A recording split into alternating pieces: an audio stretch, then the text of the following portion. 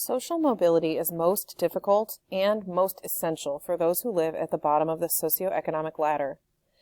In this screencast, we're going to look at what it means to experience poverty in the United States. Poverty can be defined in relative or absolute terms. Relative deprivation is a comparative measure, where people are considered impoverished if their standard of living is lower than that of other members of society. Absolute deprivation, on the other hand, is a measure where people are unable to meet minimum standards for food, shelter, clothing, and health care. Hunger, malnutrition, and the inability to afford medications are some of the basic indicators of absolute poverty.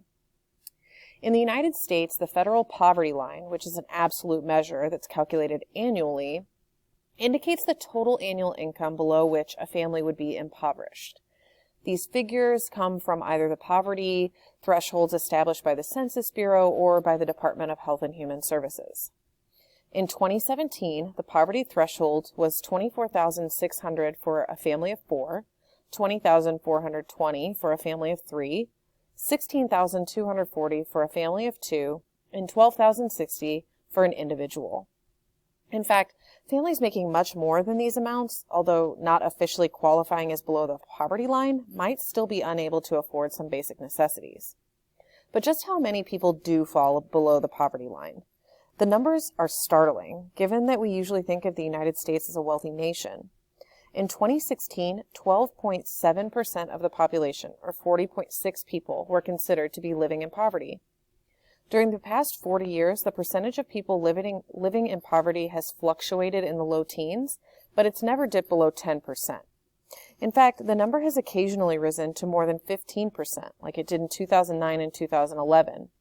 While in the late 1950s, it rose to as high as 22%. Contrary to popular myth, though, most people living in poverty are not unemployed. This is why they're often categorized as among the working poor. The annual earnings of a full-time worker making $7.25 an hour still put him below the poverty line if he's trying to support a family. In fact, at no time in its nearly 80-year history has the federal minimum wage been sufficient for a worker to exist above the poverty line if they have a dependent, like a child or an unemployed spouse. According to researchers, more than 80% of low-income minimum wage workers, even if they're working full-time, are not earning enough to guarantee a decent standard of living, and many cannot afford basic necessities. Some of the most heated debates about the nature of poverty involve how or even whether a society should help the people who are impoverished. Some argue that the government assistance lifts people out of poverty and helps them become self-supporting. Others say that it fosters a dependence on aid and causes further problems. The idea behind the current American welfare state, which consists of programs like Social Security and unemployment insurance, was first proposed by President Franklin Roosevelt during the Great Depression. These programs, which became known as the New Deal, were a response to a national crisis and were meant to serve as a safety net for citizens by helping them out in times of adversity or old age, poverty, or joblessness. The 1960s ushered in a new war on poverty, a second wave of programs like Medicaid and Head Start intended to solve a variety of social and economic problems. The welfare system attempted to be fair by providing uniform standard benefits to all the nation's needy without regard to their personal circumstances and with no time limit. Social Security and Medicaid lifted aging retirees and others with medical issues out of poverty, and programs like Head Start and Upward Bound offered educational support for poor children. Food stamps improved nutrition for those with limited incomes, and job training programs helped the poor gain marketable skills. In the 1980s, public opinion turned against social welfare programs despite a lot of the success. Critics claimed that these programs were responsible for creating a permanent underclass of people that were just living off government checks, some receiving benefits they didn't deserve, and essentially discouraging them from seeking work. Much of the talk surrounding welfare programs stems from concerns about federal spending. People usually assume that welfare constitutes a large portion of the federal budget, when in fact only 10% of the federal budget in 2015 was spent on these safety net programs. But in response to criticism of welfare programs, reform arrived in the 1990s. Under President Bill Clinton, the Personal Responsibility and Work Opportunity Reconciliation Act was passed into law. Often referred to as the Welfare Reform Act, it ended the concept of entitlement by requiring recipients to find work within 2 years of receiving assistance and imposing a limit of 5 years as the total amount of time in which families could receive assistance. The act also decentralized the federal system of public assistance, which allowed individual states to design their own programs, some of which would deny or reduce certain benefits and impose their own criteria for eligibility. The rationale behind this was to encourage people on welfare to take responsibility for working themselves out of poverty. In 2003, Congress approved changes to the act that required an even larger percentage of recipients to take jobs and work longer hours. While welfare reform has been an economic success in terms of reducing the number of people on welfare, there's still a great deal to be learned about its success or failure in transforming the lives of the poor. Evidence suggests that moving from welfare to work does not increase income levels. In other words, federal assistance is really just replaced with an equally low-paying job, which has the effect of keeping families beneath the poverty line even once they're off welfare. The reasons for this, the increased cost of childcare, health insurance, and transportation, make it really difficult for former welfare recipients to succeed outside of the system.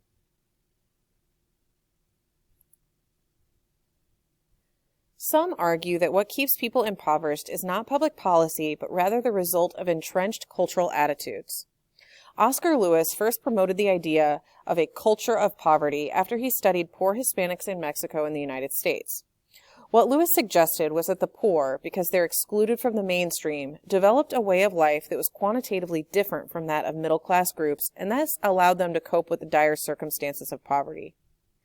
This way of life included attitudes of resignation and fatalism, which led them to accept their fate rather than trying to improve it. It also emphasizes immediate gratification, making it difficult for impoverished people to plan or save for the future or to join trade unions or community groups that might help them improve their situation.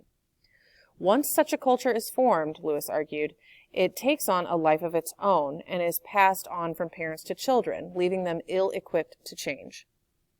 The culture of poverty theory was later adopted by other social scientists and applied to Americans living in poverty, particularly those that were living in inner cities. Not surprisingly, though, the theory has been met with considerable controversy, in part because it suggests that there's little point in trying to eradicate poverty because it's more a problem of culture than of economics. By focusing on individual character and personality, the theory tends to blame the victims of poverty for their own misfortunes while overlooking the force of their social conditions. The tendency to see victims of social injustice as deserving of their fates is explained by what social psychologists call the just world hypothesis.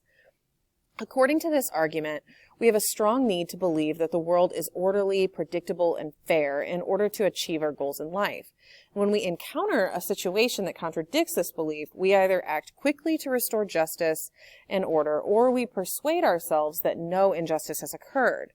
This can result in assuming that victims have just asked for it, or deserve whatever has befallen them. This attitude is continually reinforced through the morality tales that are a part of our news and entertainment, where the good people are rewarded and evil are punished. Another problem with the culture of poverty theory is that it fails to take into account the structural factors that shape culture and are a part of the pre-existing problem in which impoverished individuals find themselves. Dalton Conley argues that to solve the problem of poverty, we have to examine wealth as well. A social system that allows extremes of both wealth and poverty reveals structural reasons why poverty persists, such as laws that protect the inheritance of the wealthy but provide few breaks for working families. Research like this helps us understand that there are alternative explanations for why people are poor and even suggests extreme wealth ought to be conceptualized as a social problem similar to that of extreme poverty. Although we are used to seeing televised images of abject poverty from overseas, crying children with bloated bellies and spindly limbs in Asia, Africa, or Latin America, we rarely see images from the United States. While it may be true that few Americans are as impoverished as people living in Zimbabwe, Haiti, or Honduras, some 41 million Americans lived below the poverty line in 2016. That's more than 12% of the population of the wealthiest nation in the world. How can such large numbers of people remain all but hidden to their fellow Americans? What makes poverty invisible? Let's consider some factors. One factor is residential segregation, the geographic isolation of the impoverished from the rest of the city, or from any neighbors at all if you're living in a rural area.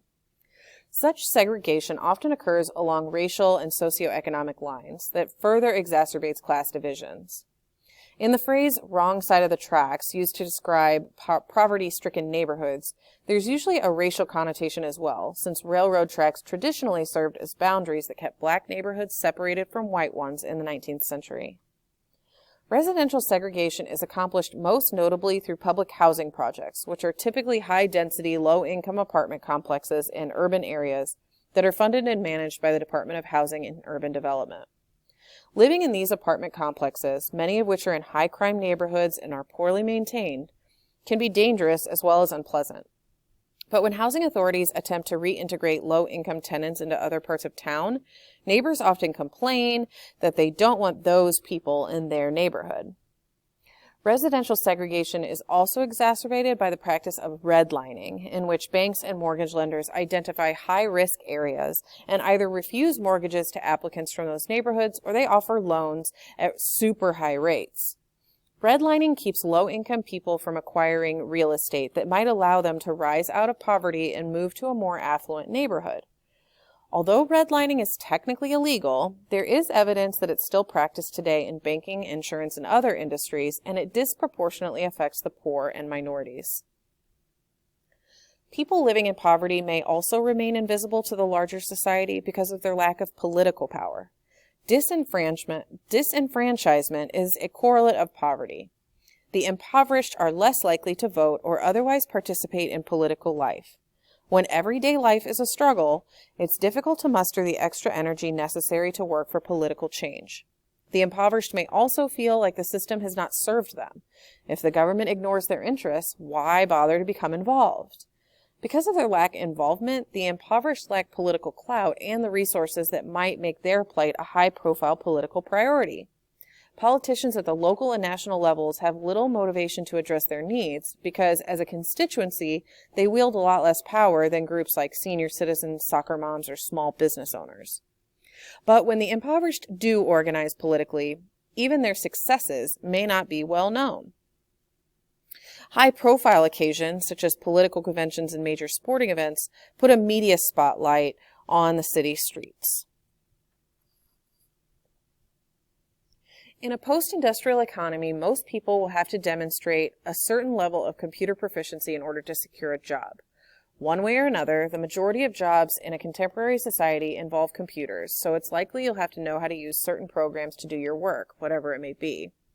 If you plan to attend college, you'll be lucky enough to acquire these skills in the course of your education. But not everyone else has the same opportunities, and many Americans lack the basic computer literacy, experience, and access necessary to compete in a job market that increasingly demands these skills. This inequality in access to and use of digital technologies is known as the digital divide. The hierarchies of inequality in the larger society, like socioeconomic status, race, age, educational attainment, all shape our access to technology. For example, while 88% of all adults in the United States use the internet regularly, there are differences in access among various demographic groups. With the rise in popularity and availability of smartphones, more underrepresented groups are gaining internet access. But still, some researchers expect that the digital divide between the haves and have-nots will continue and even expand into the next decades. These disparities mirror the contours of other sorts of social inequality, especially because technology requires resources, like funds to buy devices and the means to get online. Those higher up on the social class ladder have more of these resources than the working poor or underclass. The digital divide is really about the benefits of having technological competence and access, especially as it relates to the additional opportunities and advantages it brings. Most important, the digital divide matters in the areas of education and the job market. Internet access and proficiency are quickly becoming a requirement for both finding and keeping a job, meaning that those without such access or proficiency are at a disadvantage. In certain situations, the people who are most impoverished become homeless, and mostly the homeless remain invisible. We don't know exactly how many homeless live in the United States. The Census Bureau focuses its population counts on households, so the homeless living in long-term shelters may get counted, but not those living on the streets. One recent estimate was that at least 2.5 to 3.5 million people will experience homelessness at least once during a given year. Each year, the city of New York City attempts to measure the number of homeless men and women. Volunteers comb the streets in the overnight hours, making note of all the people they find sleeping on park benches or in building stairwells, but they don't enter abandoned buildings or subway tunnels where many of New York's homeless seek shelter. The 2016 count of the New York City homeless population found that nearly 2,800 people were living on the streets, and another 62,000 were living in shelters, including more than 15,000 families with over 23,000 children. This number is nearly 80% higher than it was 10 years ago, largely due to the lack of affordable housing. And although this is sometimes a difficult population to locate and there may be questions about the accuracy of reports, these counts help cities estimate the needs for homeless services in coming years. The homeless also remain invisible to most of us because of our own feelings of discomfort and guilt. John Coleman, who's a former college president and business executive, discovered this when he lived in poverty on the streets of Manhattan. Coleman decided to go undercover as a homeless man for 10 days and found that the minute he shed his privileged identity, people looked at him differently, or not at all. During his days on the street, Coleman passed by and made eye contact with his accountant, his landlord, and a coworker, and each looked right through him without recognition. But he was not invisible to everyone. Police officers often shook him awake to get him from moving from whatever shelter he'd found for the night. A waiter at a diner took one look at him and forced him to pay up front for his 99-cent breakfast special. Other homeless men, though, showed him kindness and generosity. Ask almost anyone about the American dream, and they're likely to mention some of the following: owning your own home, having a good marriage, finding a good job that you enjoy, being able to afford nice vacations, or having a big screen TV, nice clothes, season tickets to your favorite team's home games. For most Americans, the dream also means that all people, no matter how humble their beginnings, can succeed in whatever they set out to do if they work hard enough. In other words, a poor boy or girl could grow up to become the President of the United States, an astronaut, a professional basketball player, a captain of industry, or a movie star. One problem with the American dream, however, is that it doesn't always match reality. It's more of an ideology, a belief system that explains and justifies some sort of a social arrangement, like our social class hierarchy. The ideology of the American dream legitimizes stratification by reinforcing the idea that everyone has the same chance to get ahead and that success or failure depends on the person.